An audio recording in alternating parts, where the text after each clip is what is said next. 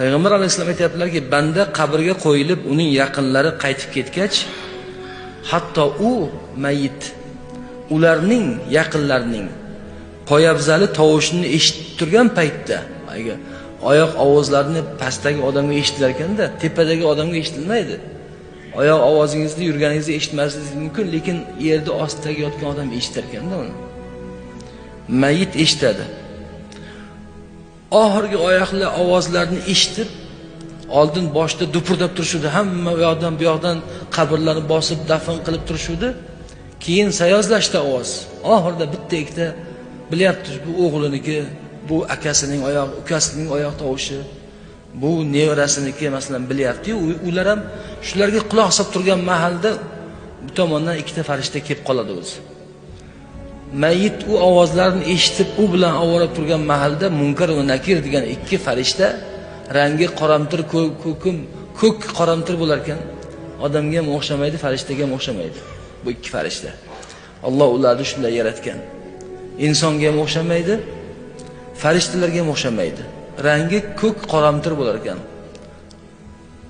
U ikki farishta kirib mayitni o'tirg'izadi lahatda. Shuning uchun e'tibor qilsang, lahat qazayotganda go'rkov lahatda ichida o'tirib ko'radi yaqinlari. Kengligini ko'radi. Otam rahmatli qiynalmasinlar, tor bo'lmasin deb lahatda ichiga kirib o'tirib ko'radi hamma. Chunki mayit u yerda o'tirg'iziladi-da. Alloh taoloning izni bilan jon mayitning beligacha kirgiziladi deyiladi endi shunday. Savol javob uchun o'tirg'iziladi.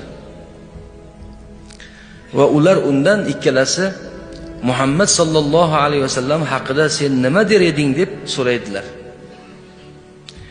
Mo'min kishi bo'lsa agar mayit mo'min kishi, men guvohlik beramanki, u ya'ni Muhammad Allohning bandasi va rasulidir deydi. Shahodat ayta oladi mo'min kishi bo'lsa. Shunda unga farishtalar aytadiki, do'zaxdagi joyingga qara.